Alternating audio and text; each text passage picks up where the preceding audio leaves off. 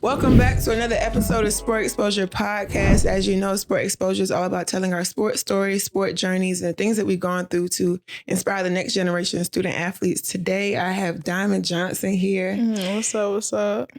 Current Norfolk State guard. I know you coming to cause havoc in me. I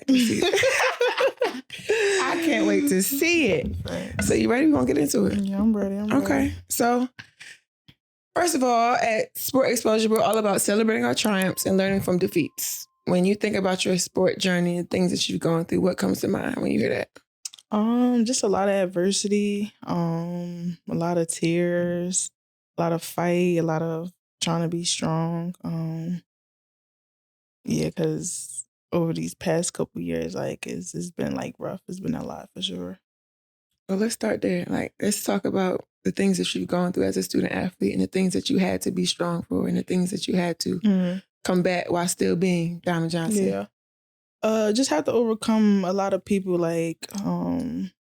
with lack of trust, trusting in coaches and them telling you one thing and then you get there, it's like a whole different story. So just having to deal with that and deal with people not understanding on why the moves are being made, or not really knowing what caused the moves and stuff like that. But I would just say lack of trust was probably the top reason on the different moves that I made for sure.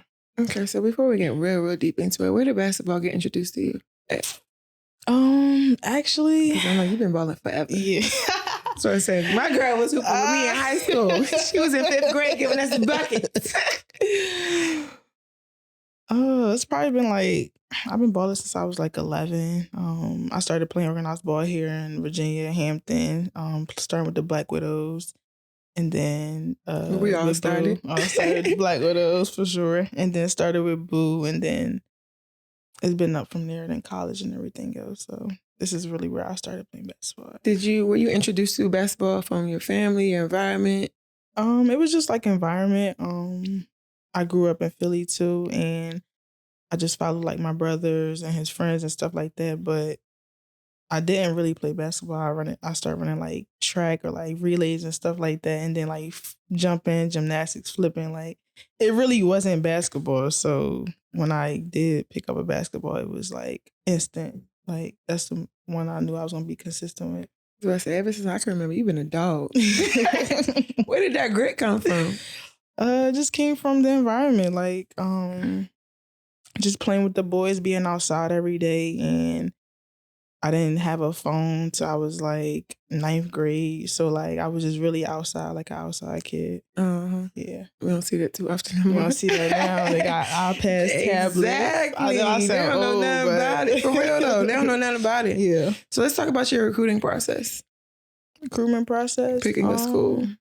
It was tough. It was really between 2 schools. I did have a top 5 coming out of high school. What were your top 5? I think it was Boston College, South Carolina, NC State, Rutgers, and then UVA. So it was a top solid. 5. Yeah. It was really a battle between Rutgers and NC State, and obviously I picked Rutgers first. So you ended up at both. Yeah. Sure. How'd you choose Rutgers? Hometown family, close by. It was close to family in Philly. Obviously, it was a legendary coach, Coach Stringer, and I haven't really heard anything about Rutgers in a couple years, so I just wanted to be that player to spark it back Put it up, back on the map. because they do have a lot of history. So just being one of those players too. So how was your transition from being a high school student athlete to being a college student athlete? I think it was pretty smooth. I've been preparing for that since my junior year of high school, so kind of knew what to expect. There was a difference in speed and strength and stuff like that. So certain shots I would get off, I would have to adjust it because of the length and stuff like that. But other than that, it was smooth. What was your preparation like your junior year? Just working out, waking up at 4 a.m., 5, work out, go to school, come back, might take a nap, work out again, and then just do some yoga or stuff like that. It was different routines, but for the most part, it was 2, 3 So you were doing this on your own? Waking up at 4 or 5? No, I was with my brother. I was working out with my brother. I mean, but it was your choice to do it before school. It wasn't with a team or anything. No, it was by myself. Okay. Yeah. And how'd you get introduced to yoga? From my brother. Just working on like flexibility and then like relaxing your mind and stuff like that. That's so important. It was nice. It was different, but it was nice though. Do you still practice yoga? Not so much. Not really. I listen to like the music, like the soothing music though. So okay. So coming into college as a freshman, talk about some of the adjustments that you had to make. The transition sounds like it's pretty smooth for you, but we can talk about off the court adjustments. We can talk about school. I know you mentioned early on about trusting people because as we know, a lot of people will say exactly what you need to hear to get there. No, fact. And when you get there, different ballgame. Yeah. Well, when I came out of high school, it was COVID, like 2020. So smack dab. Like the middle of COVID. I wasn't used to like the rules and like wearing a mask and the distancing. So it was hard. And then they really emphasized it like, don't go to each other's rooms, it'll be punishment if you do go do this and do that. So it was like hard. That was probably like one of the hardest transitions I ever had. School was online, so I didn't get like the full college experience of being in person, and it was hard taking math online. Like I bet. It was super hard taking math online. So say y'all COVID babies had to go through. Yeah. I can imagine playing sports. Yeah, we didn't have graduation, prom, like so you missed all of that. Just a lot of memories taken away. I feel for y'all, I really do. Yeah. How'd we get to NC State? Well, that was like my second choice. Like, it was neck and neck. So when I decided to leave Rutgers, I kind of like closed all my options off and was like, I'm just, gonna go to NC State. Because I was already familiar with the coaches and all the staff that was there since they was recruiting me. So that's kind of how that happened. When and why did you make the decision to transfer? So when I got hurt in December, my ankle, you just see like a lot of changes, like, within the coach and stuff like that. It was like a different person. Like, so did I miss some signs here? Like when I was here, so it was hard. Like, I was gonna say mentally, what did that do for you? Yeah, it was draining, especially since I was hurt. I couldn't play already, and then on top of like, it was a lot of like manipulation and stuff like that. I couldn't like play on my ankle and stuff like that. So just trying to get me back on the court quickly as possible, but not like in the safest way. That makes sense. So how did you recognize that though? Because some of us don't necessarily recognize what's going on. I know for me, because I will play hurt. Like, I knew I really couldn't play on it because it was bad. I had I still got 3 bone bruises and like torn ligaments and stuff. So actively right now, even now, it's still healing. Like, the bone bruise is probably the one that's healing the longest. Like, I still have a little bit of pain, but for the most part. But during that time, it was rough. Like, I couldn't even walk on it for like 2 weeks and stuff like that. So, but during that time, it was still like a rush to get me back, even though, I couldn't really walk for real. So I knew like, or second guessing, like, is this really for me? Is this, program for me and stuff like that? So any injury as an athlete is tough. Yeah. I don't care what year you are, freshman year, junior year, even post-grad, like professional, it's a lot on your mental because we're so used to performing at a certain level. And you specifically are used to performing at a certain level. Facts. And some athletes can't bounce back from that. Talk about the mental and the emotional aspect of it, because we only see what we see. Oh, she hurt, she's sitting out. Yeah. You still showing up to the games, clapping your teammates on, you still practicing, doing what you're supposed to do as a student athlete, but we don't talk about the things that go on behind closed doors. Yeah. It was a lot. Like, me still trying to figure out, because I'm just used to, my speed and everything, and getting up on my jump shot and stuff like that. So when I couldn't do that, it was like, it's like, dang, like, it's really like serious. Right. But off the floor and stuff, like, I was dealing with a lot of like I said, like, manipulation, and, if I don't play, then this is what I'm going to say to whoever. Like, it was just a lot. And like, pressure me into like taking meds and taking steroid shots and all that stuff. Like it was just too much. Like, did you have a say so in the matter? Did you? Yeah, I denied it because like I don't do well with meds. Like my family history with meds is like not good.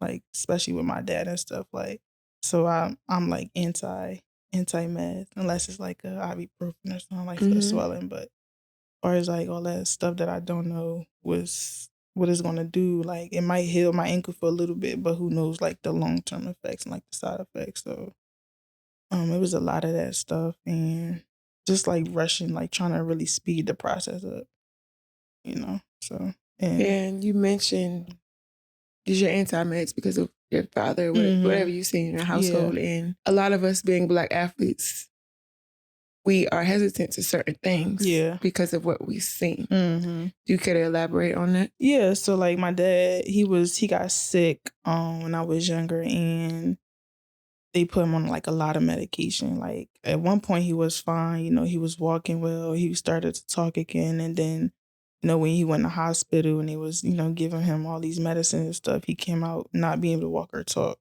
So now that sparked questions like, well, what are y'all giving him? Or like, what's wrong? So, like, that's really why. But at their, like, they didn't really understand. Of course they did. Like it's like they didn't even try to understand, like, why I don't want to take that. Did you have to explain that? No, I was just like, my family. I feel like you shouldn't have to. Yeah, like, and then it was, same questions keep popping up. Well, why, And I would tell them why, like, my family would just don't believe in meds, like, especially because of the side effects and stuff like that.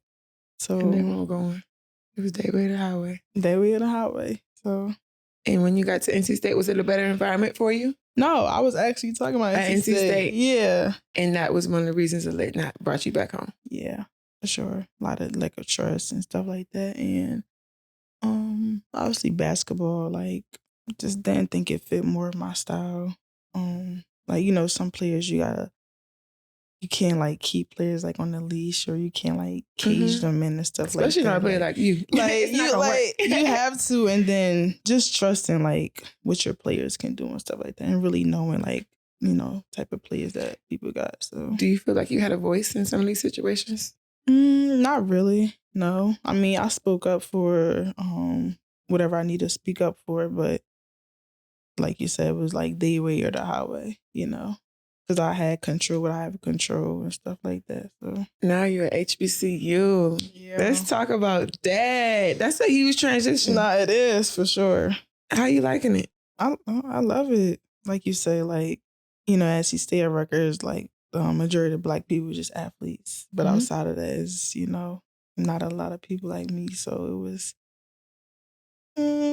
no, you can really hang out with right. You can only do but so much. You can only feel like much. And sometimes you feel like you can only be but so much. And I feel like that's the aspect of student athletes that we don't speak about. Facts. Granted, I am here on scholarship to play this ball, but we don't talk about I got to conform. Facts. Because if I don't, y'all going to talk about me. Y'all going to talk about me because I'm Black and because I act the way I act or I am the way I am. And when you act these Peter Wise, you are in a box. Facts.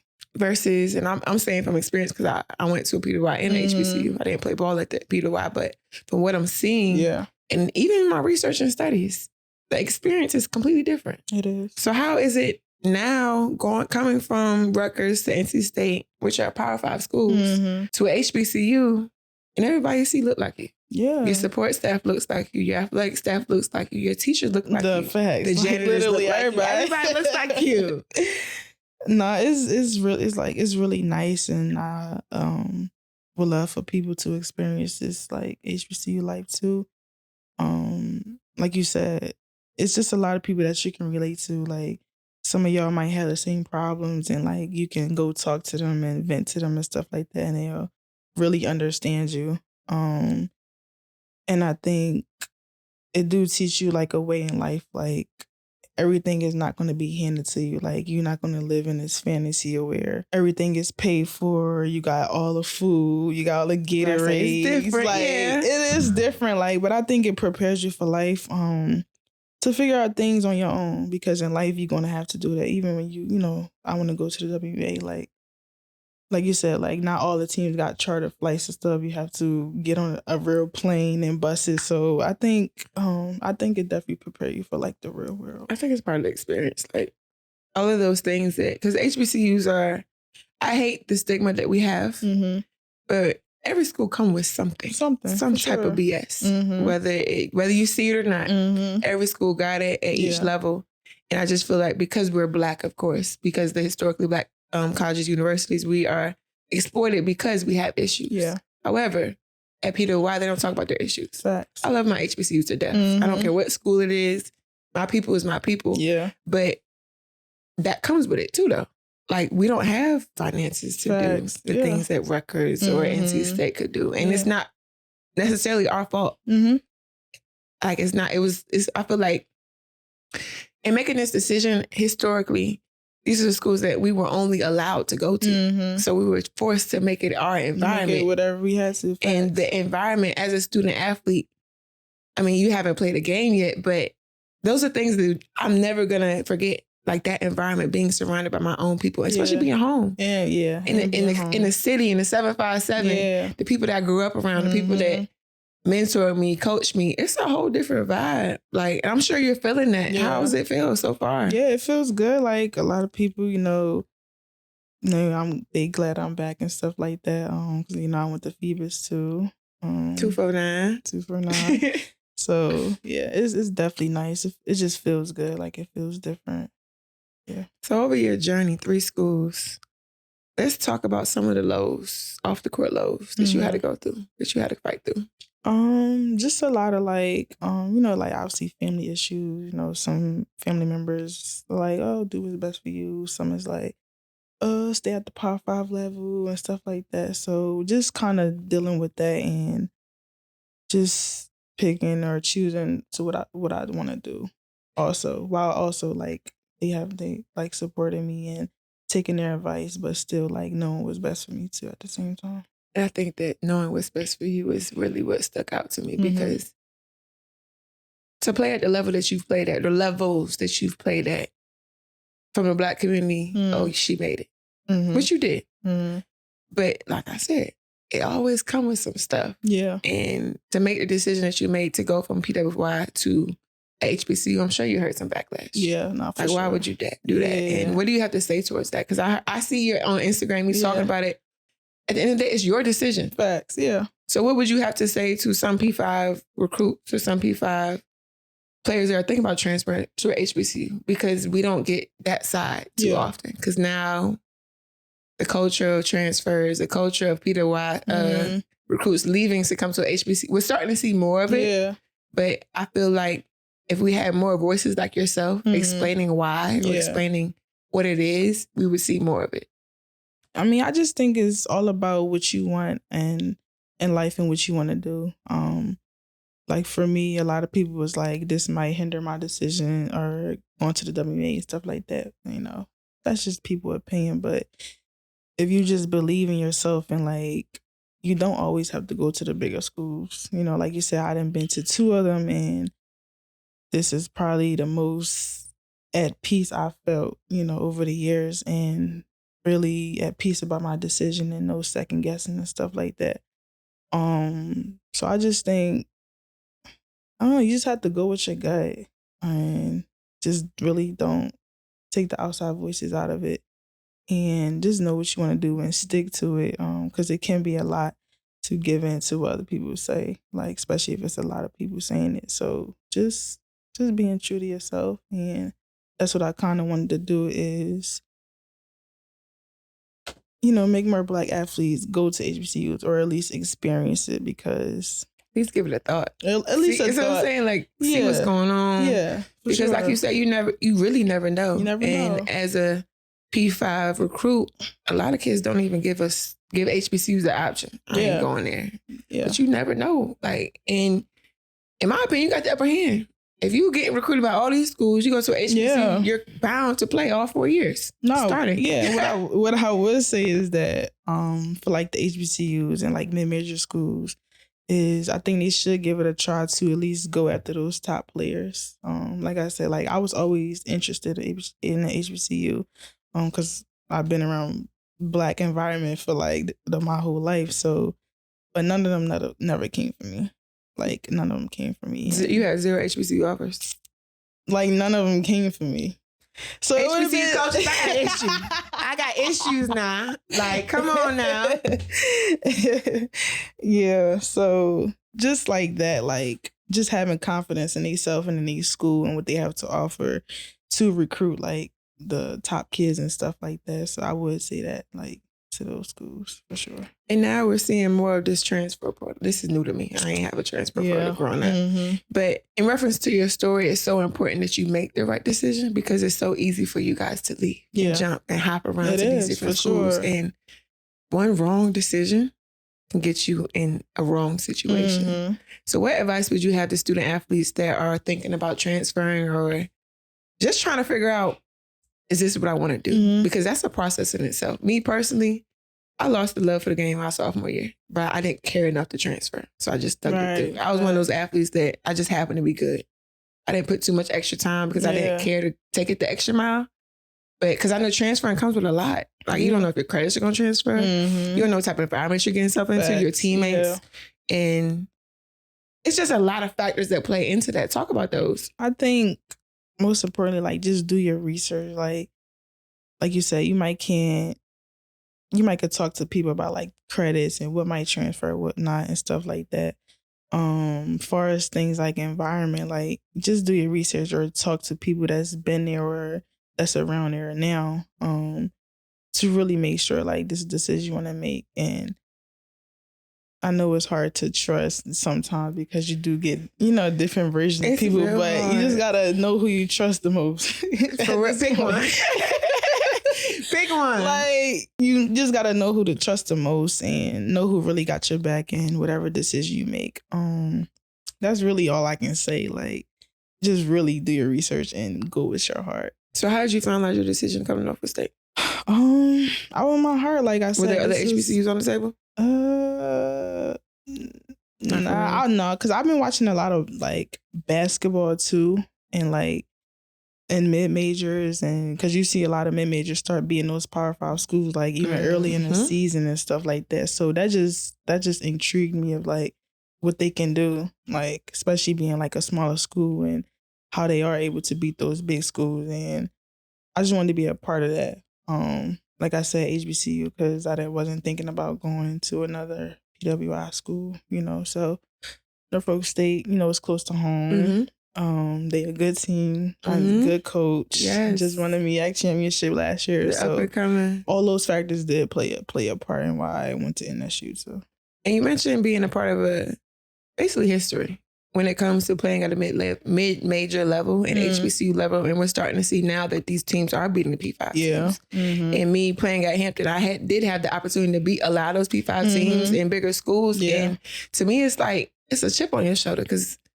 Yeah, you let the little black kids come in here and run your stuff up. Facts. And it's different because I wish kids would look at it from that aspect as an opportunity. Mm-hmm. Because if you have this skill and you have this opportunity to better yourself at a collegiate level, why not? Of course, everybody's decisions are different, but why not go do it for your own people? And that's huge. Like, facts. I remember beating UNC their home opener my senior year. Yeah. Huge. Like that's a feeling that I'm never gonna forget. You get what I'm saying? And growing up, this is a school that's where I was gonna be at. Everybody think they're going to UNC. Like UNC, South Carolina. Yeah. But to know that and it changed your perspective of life because we only know what we know. We only know what we're fed. And growing up, I don't feel like it's not too much knowledge about HBCU, especially in sports. Yeah. Mm-hmm.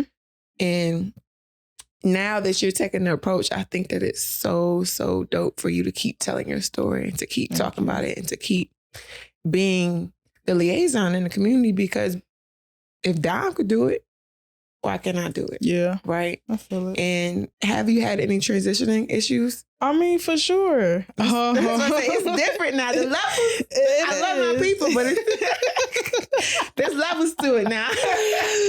Facts. No, a lot of the issues come with is like more so like administrative issues. Like getting things done on time and like, you know, they be going at their own pace sometimes. We start to have to run around, you know, CP time. CP time. So yeah, it's a lot of those issues for like administrative and just, you know, let's say getting your money on time or, you know, housing and stuff like that. So a lot of stuff like that. But as far as like basketball wise, I think like it's pretty smooth, and I think they know a lot of basketball. Yeah. I think they watch a lot of film, you know, more than some coaches I've been under and stuff like that. So, and like I said, like far as like snacks are limited, obviously, and you know, gear is limited a little bit, but I think you still get like that overrides everything. Like I would have that versus what I had before. So, do you feel like you're in a position to be the change? Absolutely. For sure. So you walking in now. Yeah. You walking in. That's got the HBCU vibes. You see? Huh? Yes. No. I love it. I love it. Yeah. So being home, what has been let's talk about something positive. One of the biggest factors of being home, like I said, it's a different type of feel to be around your own people, to be around the community. And you'll get a sense of that early on. And Norfolk State fans don't play. That green and gold. Look, I see y'all been holding all over the place. Look, I say green and yellow. They look at me like, uh-oh. Where'd she come from? Facts. Nah, yeah. Like I said, like a lot of people was like, I'm glad you back. You know, it's gonna be it like this year and stuff like that. Like the game is gonna be sold out, and we just had like our Spartan Madness, and you know, a lot of people was there supporting me and like, you know, where the tickets at, you know, I'm here. So it's good to have that feeling, like, for sure. It is. And I know it's like genuine. It is. And I feel like that also plays a part when it comes into building relationships post-basketball. Yeah. Versus being at a pivotal wise, sometimes it's not as easier to build those relationships because they just don't get it. I don't know how else to say it. They just don't get it. And we don't talk too much about the insecurities or the uncomfortability that comes with being a Black athlete in a white man's world. Yeah. Versus at an HBCU, like I said, I credit my networking skills to going to HBCU because everybody, one, I was a hometown kid. Two, everybody knew who I was. And three, it's like, I don't feel bad asking y'all for something. Yeah. I don't feel bad like asking you for advice or because I'm building these relationships. Like I'm seeing the same people I see at the games, I'm seeing it at Travel Smoothly around the corner. Yeah. The same people I'm seeing at Food Line, the same people I'm seeing at Norfolk State game. These are all people that I've been seeing my entire life. Yeah. So I don't know how or where you're at in your as far as professional development, but networking, like tell me about the difference. Like there's a difference in having a conversation with the people at your school now versus at NC State and Rutgers. Yeah. I think I just feel like more comfortable. Obviously, yes, I've been getting older and more mature over the years, so I think that plays a part too. But just being more comfortable and more open and really knowing that it do makes a difference, like relationship building, because you never know where the next person going to be. You really don't. Like they might be where reality, you know what I'm saying. They might be in the office where they might hire you for a job, or you doing a favor or something for their child or grandchild, and you know they remember stuff like that. So just always like being nice to people, no matter what position they're in, like from janitor to coach to, you know, like presidents and stuff like that. Right. Like just always being a good person. And you talked about being mature and be mature as the years go on. Yeah. Talk about some of the things that you've learned over the years from being a student athlete. Because it's one of those things that each year you get better and better at. Yeah. Like you know how to prepare. Like preseason, for instance. Like freshman year, you don't know what to expect. Yeah. Sophomore year, I'm going to die, but I'm prepared to die this time. Yeah. Junior year, it may not phase you no more. I'm going to die regardless. Senior year, at this point, I'm going to die whether I prepare or not. That was my outlook. Yeah. But it's the same thing as a student athlete, though, and the things that we go through and the skills. Yeah. Talk about that maturity in your journey to becoming to where you are. Yeah, like the older I get, is just realizing I'm just one step below my goal. So just realizing that I'm gonna have to do this. Like I want to do it, obviously, but I put in my mind like I have to do this. Like this is what I'm going to be doing for the next 10 plus years. So just preparing my mind for that.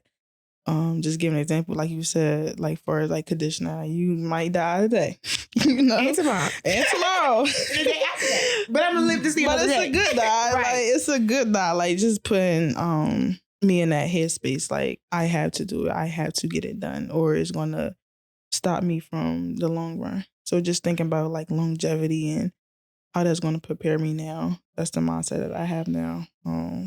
But like a lot of things, not just basketball, but even just life stuff. Where would you say your lowest moment was as a student athlete? I probably would say this past year, like from the injury to everything I was going through there, behind closed doors, not just on the court, even on the court. Like, some people was like, oh, like, are you hurt? Like, I could tell you hurt because you're not doing what you usually do, you know. But outside of that, it was like earlier I was talking about a lot of that stuff, like within the people and not them really caring about me as a person. Like, forget basketball player, just as a person, like just making sure I'm okay and I'm good to go, and just simple stuff like that. So it was that was a hard time. Did you have an outlet? Yeah, I had outlets. My sisters, some of my friends, like not really too open, but like I do have like 3-4 people that I do share stuff with. So, and how important is it to have those athletes? Have those outlets? Yeah. It's important because, like you said, it's a lot of people that you can't trust to talk to, or you feel like they don't understand you or get you. So to have those people, those 3-4 people might feel like 100 people to you. Mm-hmm. Like you vent to 100 people. So it's very important, and you get like different perspectives on different situations and like how to go about this. And you might get 4 different answers, but you just come to the conclusion of what you got to do. So, do you have any mentors? That started like when you were young? Because I know myself, I have a few that literally the reason I am here today, that kept me out of a lot of trouble, a lot of stuff. And to your point of having those allies and having that team, that village, that support group, especially in sports. Yeah. Because sometimes it's hard to talk to your family members because they only see it from one angle. From one angle, facts. Like, I'm the one that's bouncing this basketball. Like, y'all don't understand what else I'm going through. A lot of people say, like, don't worry about your school paid for. It could always be worse. Those things are true too. But it is important to have somebody to understand the game and the business. Yeah. Because everything's a business. It is a business. And how have your mentors inspired you or kept you afloat today? They just, telling me to keep going and, whatever problems I have, bring to them. They give me like you said, like the business perspective, and then obviously, like what I feel. So just catering to that too. And yeah, that's why I'm here today, because they put me in headspaces, or they've been preparing me for these types of moments, and like, this might happen, or, if this happens, this how you should handle it and stuff like that. Because no, you can't go, all rah-rah on people. Like, you got to learn how to handle things in like professional ways. So they've been preparing me for that, because I'm quick to be like, oh, no, I'm done. Did you learn that when you got to school, or did you learn that in school? Because that's one thing that I kind of told the line with that. Because at the end of the day, like, I'm going to say what I got to say. Yeah. I'm going to speak how I feel, but you do have to learn to control that, because now we're talking about being an adult. And that's also a skill that as a student athlete, they shove all this stuff in front of us, to us, information. It could be wrong, bad. Facts, the food. Like, these are all things that you have to second guess for your own well-being. And sometimes as an athlete, it's hard to speak up for yourself. Yeah. Is there a process that you went through to, approach those situations? Just a lot of things. Just like growing up, I'm the youngest sibling. So, they, tell me what to do. Obviously, like, oh, do this or clean this or clean that. So I was always like that type of person. Like, if you need me to do something, like, I'll do it. But just learning, like, who to do it for, and what not maximizing your limits to certain people. And just learning how to read people, and just picking and choosing on who to spend your energy on and who not to. That's huge. It is huge. And as a student athlete, I feel that I didn't learn that until post-grad, because as athletes, we just so used to giving. Yeah. Because I got this jersey on. But when I take it off, don't ask me for nothing. So y'all don't need me no more. And that is goes into my next question. Like, it's a lot of skills that we learn from being an athlete, from being in the spotlight, from literally having this jersey on, not having off. You get treated totally separate ways. Like, even from being injured, like you said, from being injured, I'm still who I am. Yeah. My capabilities are not the same right now because of my situation, but that doesn't take away who Diamond is. Yeah. And a lot of personalities come with that. We see a lot of people turn on us because of that, because we transfer, because I'm not forcing myself through an injury. And it's hard. Like, to be an athlete is very hard because these are people that you think the world of. Yeah.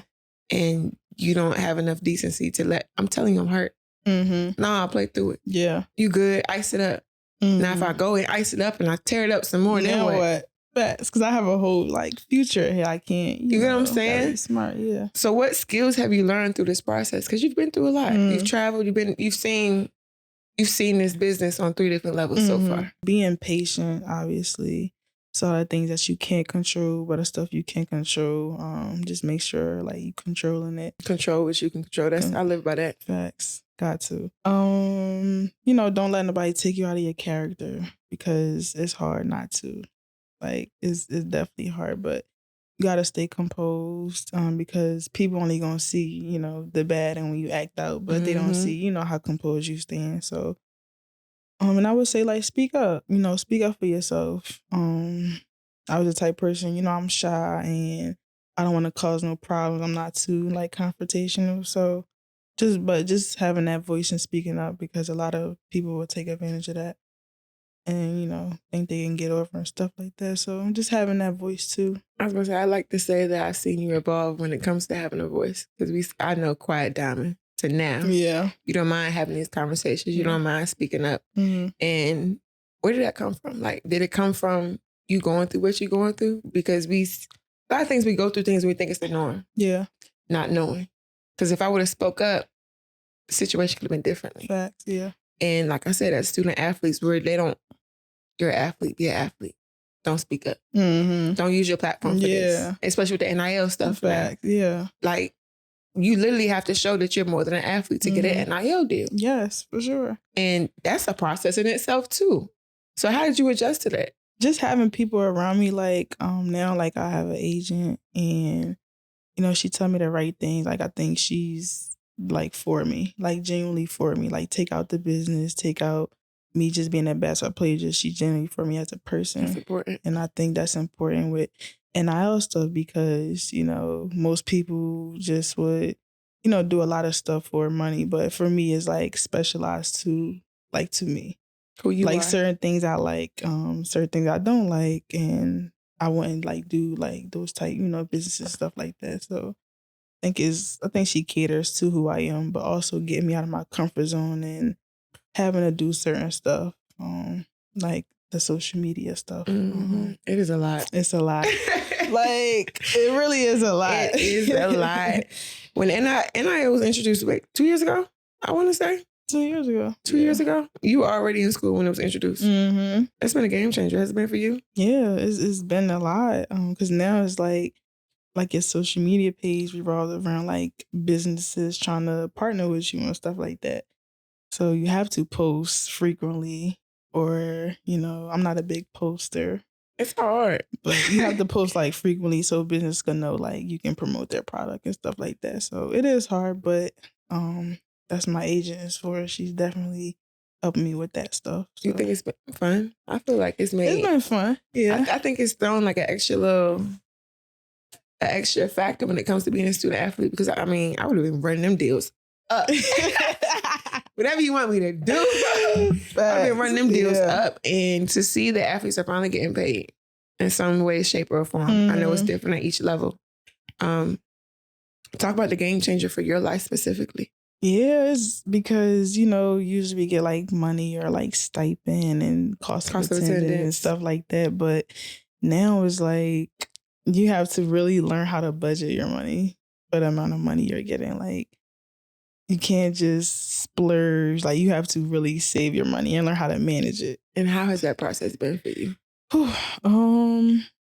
Yeah, I wouldn't say I'm the great. It's okay. I wouldn't say I'm the greatest. I say we getting there. I wouldn't say I'm the greatest. Able to even acknowledge that you have to be better with that.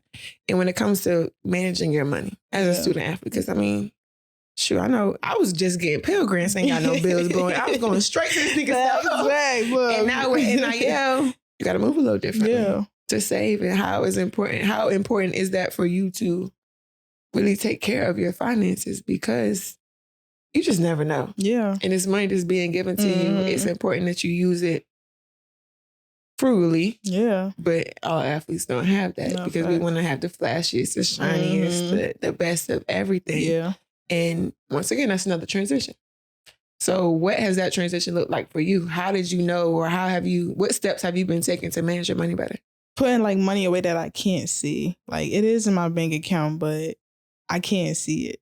Like I make sure I hide it. Like I can't see it, or I'll label it like keep the F out or something like that. Like so I really won't touch it. Like stuff like that, and just like you said, prioritizing certain things. Like 2 years ago when NIL started, like I didn't have a car. I didn't have to worry about a car or financing a car. Like now I got a car. So like it's different. So just learn how to prioritize what you need to prioritize first, and then like later you can, dip and dab and buy some shoes here and there and stuff like that. But it can't be like, like 3 times a month you buying shoes. Like it can't be that now. I'm saying that's a bill. That's a car note. That's how I stopped buying shoes. I'm like, I'm about to spend my car note on these J's. Yeah. Can't do it no more. I used to do it so willingly at one point. Can't do it no more, baby. That's insurance. Facts. Insurance too, like for sure. Just, prioritizing that stuff. It's hard, but it's manageable for sure. So what advice would you have to athletes trying to navigate the NIL scene? Because me working on both sides and at Georgia Southern, that was one of the things that fell directly under my title. It's a lot of lack of knowledge when it comes to NIL. Yeah. I love the idea that you guys are getting paid out. Strongly dislike the fact that you're throwing all this money at these children. They ain't never had money before, so you get mad when we blow it. I would say like it's a lot of stuff online that can like, guide you on how to take the steps to manage your money, and like it's a lot of like apps that like have like a budgeting app. Like you can put in like how much whatever you gotta pay for whatever, and they then got apps to save money for you. Yeah, like you see how much you got left over, and then you do whatever you got from there. But like stuff like that, because I'm heavy on like apps and like charts and like notes and stuff like that. So it's like a reminder and stuff. So I think those things really, really help, because that's where I got like started of how to save money. That's where I got started too. Acorns, Digit. What was the other one? Capital. Because you ain't got to see it. Like my issue is I don't want to move. I don't want to have to move X amount of dollars to this account because I want it there. Yeah. Even though I know it need to be over here. I want all this money right here. And that's just starting somewhere. Because at the end of the day, like even when you come to, like I had to set it for roundups. So like if I spent $1.50, 50 cents is being saved. Yeah. Which turns into $1, which turns into $3, which turns into $4. Yeah. You don't even see it. You don't miss it. Yeah. And with this NIL stuff, I think it's so important to have a app. Like, do you have a favorite one? Nah, I usually just do like Notes, probably my favorite app. Like the Notes app, because I have like charts and like I add them. So like I do it all stuff like. You make the charts yourself? Yeah, I like doing stuff like that. Make me feel like professional. Okay. Yeah. I can do it myself. I can do battle by myself. Yeah. How did you know that you needed that? Like that's something that you took the initiative to do? Yeah. It was a lot of times where next thing you know, I had money. Next thing I didn't have money. And that's the hardest lesson we got. That's the hardest lesson we gotta learn sometimes. Like, dang, what happened? Where'd it go? I'm like, where'd it go? Then I'm looking like my statement, like, oh, this where it went. So, yeah, that's where I probably learned, like, yeah, I need to start saving, especially if I'm going to want to get a car. And I do want the stuff I want, but yeah. It got to make sense. It got to. Everything got to make sense. Being at an HBCU level, do you think it's been harder to navigate the NIL scene? Not really, actually. It's like a whole different world. Like now you got like HBCU Connect, HBCU Pass. Like it's a lot of like Black businesses that's like, that I probably didn't know about when I was, at my other school. So it's like a whole different world. Right. And what I'm seeing, what I'm hearing, a lot of HBCU student athletes struggle in the NIL, navigating the scene because they feel that they don't necessarily look at us. Yeah. Or they don't get the same opportunities. What advice would you have to give them to put themselves out there to get more deals? I would say like now, like you do have to be like into social media and posting consistently, and even just like you said, like building relationships with people, because they might have a connect that, you may want and stuff like that. So, but definitely social media, like That's the key. Whatever you want. If you want to get a deal with Iris, you better post this soap and tag Iris. Scrubbing every morning in the locker room. You see this? You got to though. No, like stuff like that. Like, I also think it's important, like you said before, to align yourself with things that you like, because it makes it that much easier. And also show personality. Yeah, because I know you got a lot of personality. Yeah. I know I got a lot of personality, but that's what people want to see. To market their brand, because they don't want to see like, this is Irish Spring. Yeah, they want to see like, exactly. Like creative stuff. Like you said, and being creative. So outside of all of that, who was Diamond Johnson? Outside of the accolades, outside of basketball, NIL, who was Diamond Johnson? What are some things that we may or may not know about Diamond? I'm actually like silly or like a little goofy, like, and I'm real like, creative. Like I try to be like different in a lot of stuff. Like, let's say 10 people on the names, or I give like everybody a nickname. Like just stuff like that. And people are like, oh, okay. Okay, I like it because it's from you. Like stuff like that. Like I do that stuff a lot. I'm real like big on making people feel comfortable like early. Like, look, I'm here. What's up? I'm here. Like stuff like that. So just that type of person. Absolutely. And you mentioned making people feel comfortable. And back to as an athlete, people think we stuck up sometimes. Yeah. Which is why Sport Xposure, for instance, is so important for me to create a safe space, because I know I have a platform. Yeah. Yeah, I may think I'm this way, but let's have a conversation. No, for real. And I'm saying? I heard that a lot. Like, even before I came in that shoe, like, they thought I was going to be, like, stuck up or, like, bougie and stuff like that. Like, or this grimy player, but, They really are. Yeah, I really shocked them. Like, yeah. Like, I really shocked them, like, for who I was. Just, like, me being goofy and, like, fitting in right with them, so. For sure. And I love that for you. I'm so proud of you, girl. So proud of you. So finally, here at Sport Xposure, we're all about exposing our stories, our journeys, the things that we've gone through for the next generation of student athletes to basically leave a blueprint for them, because these are conversations that nobody had with us, which is why we're having them. So when it comes to exposure, what is it that you want to expose about sports, period? And exposure can be good, exposure can be bad. Exposure, it's in your hands. I'm going to support you either way. No, I just think the one thing that I don't like about sports, I'm going to start with the negative first. It's probably just like politics. Like, I've been hating politics since I've been playing basketball. Like, and I see it more and more now. Worse. Like, it gets worse. Like, it gets worse. Like, I just want like a real broad, like, just realness, more realness in sports. The positive thing about sports is, I think, especially women's sports, I think it's growing. Like, it's growing. To speed up the process. That'll take too long.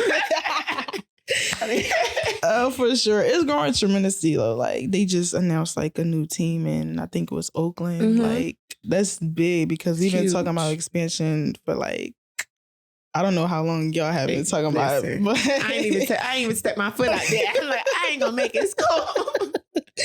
But, like, we've been talking about it, like, because it's a lot of good players that's, like, getting cut and stuff. So I think, like, that was huge. Like, so I shout out to WA for that, for sure.